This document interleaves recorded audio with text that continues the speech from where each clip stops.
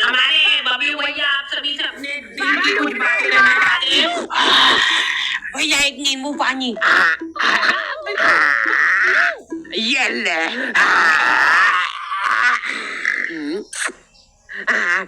बाबलू बाबलू बाबलू बाबलू आ चुका है वो दुनिया की रखवाली करने। अरे कोई बात नहीं कोई बात नहीं। पैर के हाथ से तो हट जाए। हाय बाबलू भैया मैं नहीं हटूंगा। बाबलू पहलवान बाबलू पहलवान।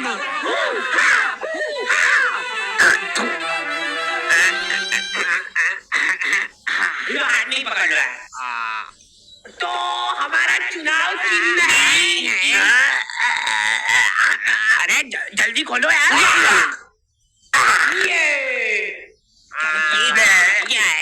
ये हमारा दिल है। हमने खुद फोटो खिंचवाया है इसका। शाबाश लो छपवा दो इसको। ये हमारा ही दिल है बस बाहर से। ओ भाई और इसके इर्द गिर्द जो बाल है वो हो आप। ये दर्शाता है आपके और हमारे पावन रिश्ते को।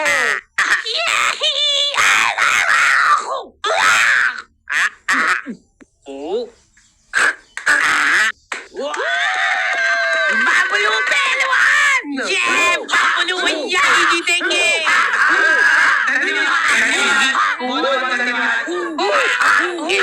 भैया वो कपड़े दो यार कोई कपड़े दो। तो आ गए फिर से। तो गर्मियों में कुछ लोगों को कूलर नसीब होता है और कुछ लोगों को बेकार कूलर नसीब होता है। हमारे पास एक प्राचीन कूलर था जो कि इनको दहेज में मिला था। तब से ही लीक हो रहा है वो। टप टप टप टप टप टप टप। वहीं पे कुछ लोगों को अच्छा कूलर तो नसीब हो रहा था लेकिन फिर भी वो सो नहीं पा रहे थे। अब आइए थोड़ा थोड़ा ऊपर। अब इन सभी को ऐसा लग रहा है कि सामने वाले के पास ज्यादा हवा जा रही है।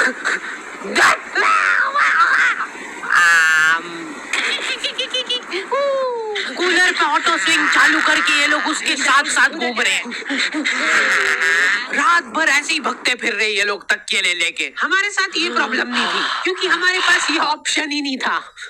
आगे का पूरा फड़का उड़ा हुआ था हमारे कूलर का। आज तक हम लोगों ने उसकी फुल स्पीड नहीं देखी है क्योंकि पहली स्पीड में वो भागो हमको ऐसा लगता था कि फुल स्पीड में चालू कर दिया ना तो हमारे सोने के बाद उड़ के बाहर चला जाएगा वो।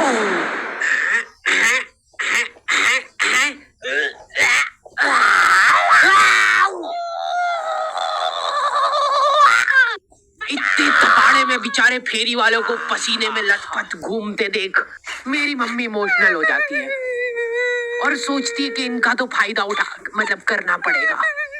देख बेचारे गर्मी में कितनी मेहनत करते हैं। दीदी एकदम प्योर कॉटन है।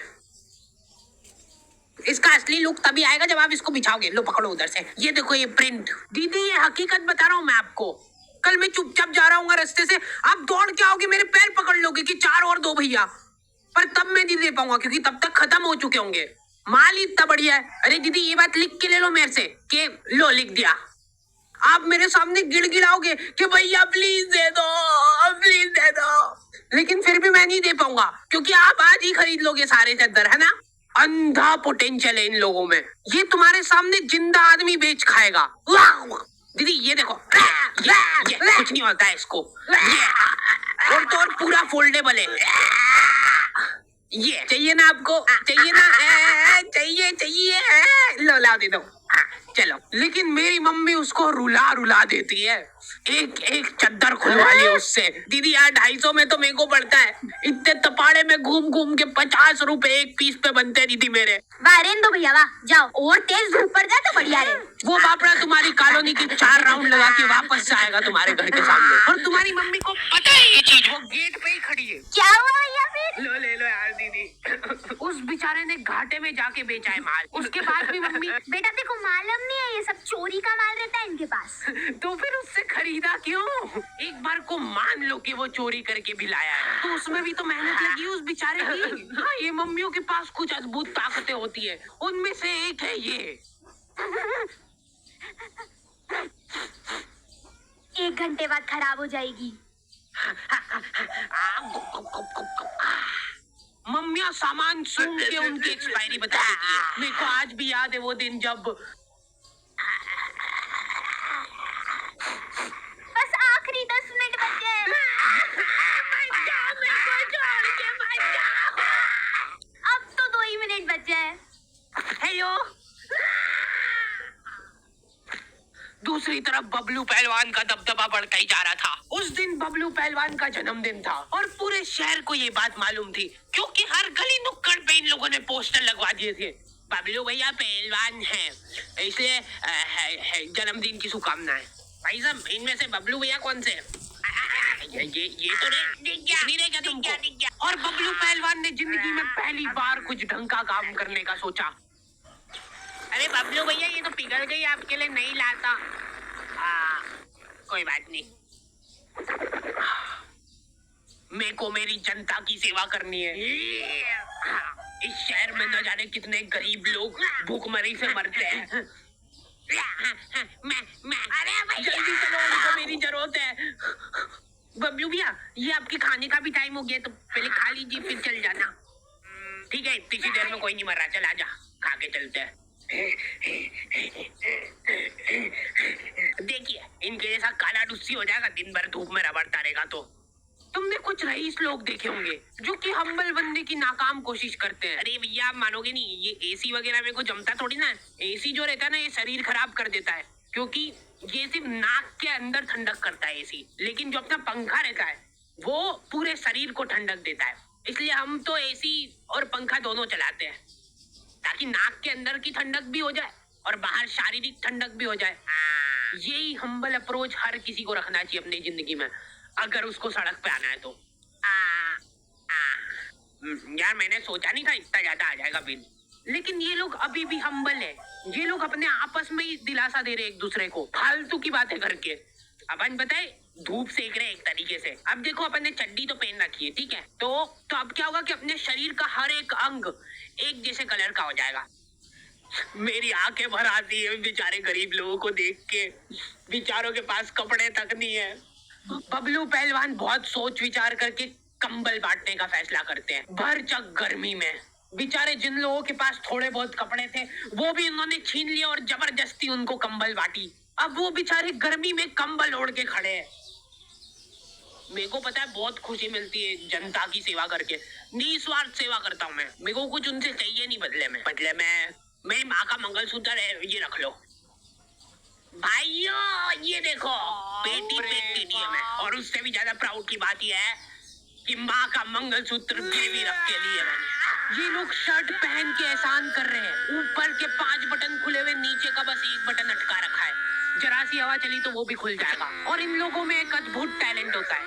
एक सीधी सुनसान सड़क है, कोई प्राणी उस जगह के आसपास भी नहीं आता है। इतनी प्यारी सड़क है ना वो, कि तुम उस पे चप्पल पहन के चलोगे तो वो सड़क गंदी हो जाएगी। उस सड़क पे ये लोग आड़ी बाकी गाड़ी चला के तुमको गिर के दिखाएंगे। देखो यार, मैं किसी का बुरा नहीं चाहता, लेकिन इनकी ऐसी हरकतें देख के मेरी तो बहुत ज्यादा इच्छा होती है कि ये तो यार गिरना चाहिए। तुम्हारी भी इच्छा तो होती है मन मन में, है? पता है मेरे को, ठीक है? भगवान इसको गिराओ यार। Thank you. तेरी माँ तो हाथ टूटवा के बैठी थी ने, अब तू भी पैर तोड़वा के आ गया। ये सीट पे सीढ़ी लगा के चढ़ना रहता है क्या? अरे कुछ नहीं होगा, आप बैठो तो सही।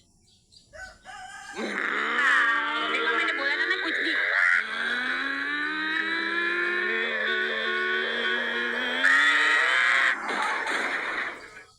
अरे यार, कैसे चलाते? एक तो ये लोगों को गाड़ी चला, भाई देख के चलाना भैया। दीदी आप रॉन्ग साइड, बदतमीज।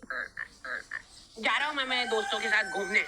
और सुनो ध्यान से, तेरे हाथ नहीं है और तेरे पैर नहीं है, तो अब तुम दो एक दूसरे का सहारा हो, ठीक है? चलो टाटा। जल्दी यार, टाइम हो गया है। चलो ठीक है, पैकिंग तो हो गई है। गर्मी में लेडीजों का एक माफिया ग्रुप होता है। पूरा शरीर, हाथ, मुंह, पैर सब ढक लेंगे ये लोग। उसके बाद मुंह से बड़ा चश्मा लगा के देख के चलाना भैयू। मेरे को कोई आंटी जी सड़क पे आते हुए दिखते तो मैं सड़क ही चेंज कर लेता हूँ, क्योंकि आंटियों के सामने कोई गाड़ी आ जाती है तो उनसे घबराहट में एक्सीलेटर फुल हो जाता है। लेकिन इधर मम्मी को अलग ही टेंशन हो रही थी। चद्दर वाले को ज्यादा बोल दिया यार मैंने। 250 बोला था तो एकदम से मान गया था वो। मतलब माल तो चोरी का ही है। घनश्याम, पापा और धर्मेंद्र निकल चुके थे घर से। इन लोगों ने 4 दिन तक प्लानिंग करी थी और ऐसी जगह चुनी जहाँ पे इनके शहर से भी ज्यादा गर्मी हो। वहाँ पे धूप इतनी तीखी थी कि तुम्हारा पसीना निकल के हाथों हाथ इवेपोरेट हो जाए। ऐसा लग रहा था कि वहाँ के पेड़ों को गर्मी लग रही थी, इसलिए उन सब ने ट्रिम कर लिया है। और दूर दूर तक पानी का नामो निशान नहीं था। ये लोग घर से पानी लेके गए थे, लेकिन इन्होंने फ्रीजर में बोतल रख दी थी। अब तीनों प्यासे बैठ के उस बर्फ के डल्ले के पिघलने का इंतजार कर रहे हैं। अरे बर्फ लाओ यार जल्दी, उसके बिना इसका मजा कहाँ है। बबलू भैया का जन्मदिन है आज। माहौल बनेगा भैया आज तो।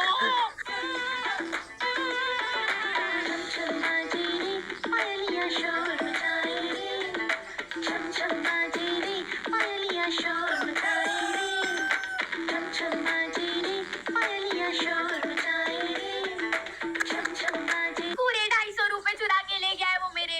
गलती कर दी यार मैंने। 50 रुपए और कम कराने चाहिए थे मेरे को।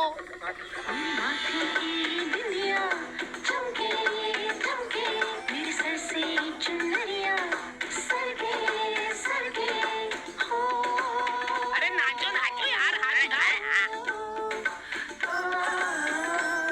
अटाला भंगार वाले, रद्दी पेपर वाले।